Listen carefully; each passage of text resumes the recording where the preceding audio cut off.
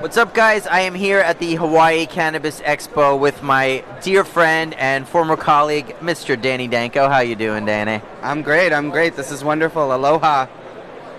Aloha. So, I'm so happy that you were able to clear time in your busy schedule to come on out to Hawaii. It's both of our first times here in Hawaii. What's been your take on the event and on the island in general? The event has been amazing. The spirit of the people here is incredible. The pride that they take, their love of cannabis is just very inspiring and very wonderful. The island, the weather, it's just been amazing. It's hard not to just walk around grinning ear to ear at this event because it's just so nice. And I love Hawaiian people and the culture and the weather. And their love of cannabis has been for many years. They have medical marijuana here, and yeah, it's just been really wonderful. Yesterday we got to do the All-Star Grow panel, which I moderated, featuring you and Drew West and Ed Rosenthal. Right. What was that like? Have you been on a panel with those guys before? I know you host most of High Times Grow panels at their events. Yeah, I've been on panels with Drew before, but not Ed Rosenthal, so it was quite an honor. A lot of us learned how to grow from his books, so it was an honor to be on the panel with him, and he's quite the character, so that was a lot of fun.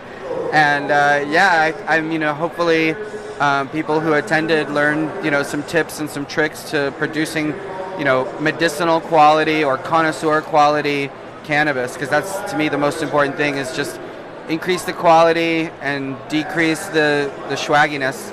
Yeah. You and I have worked a lot of cannabis events together over the years. We've attended a lot of events together.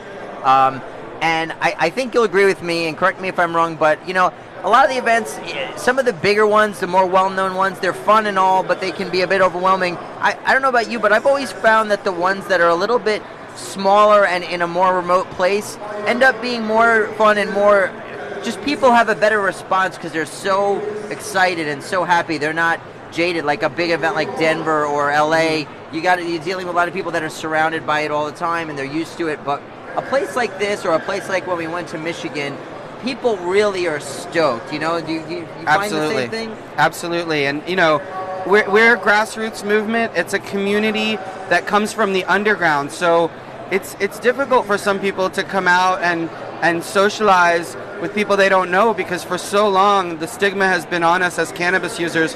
And so we're really good at picking and choosing who we want to open ourselves up to.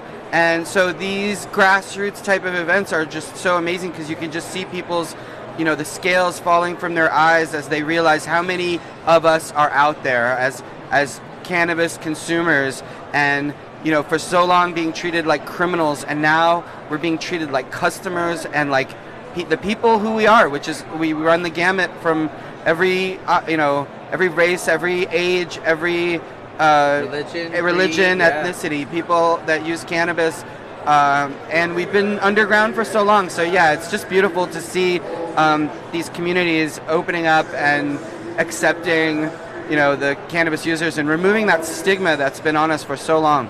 Yeah, and one of the things before we coming to this event, we learned that it was a non-smoking event, and at first, you think, oh, I was so used to the events with the Prop 215 areas in California and stuff. You think, oh, is it going to be fun if there's no smoking? But I got to say, I really didn't miss it that much. In fact, there's actually a lot of positives about not having all the dab bars and all the cloud of smoke and the loud DJ stuff. It's kind of nice to just have a mellow environment, and as we all know, if you want to get high, you find a way to get high. It's never stopped us before. So everybody here who wants to get high finds their way to find their bliss. Absolutely. So let's say. Yeah. But I kind of like that it's a little bit like it's open, like families can come and stuff. Right. Yeah, and people are introducing their families. You see multiple generations of people with their grandparents and their children, and it's just really nice. Like I said, the stigma has weighed upon us, and when you lift that off of us as cannabis consumers, you come to find that we're great people, and all around us is this like-minded community. And so I just enjoy seeing the freedom being celebrated, and obviously the fight continues to free the flower, but you can see how healing cannabis is when you get together in these large groups and you see so many people from so many different backgrounds that have benefited from cannabis, you know. So yeah, it's amazing. I love it.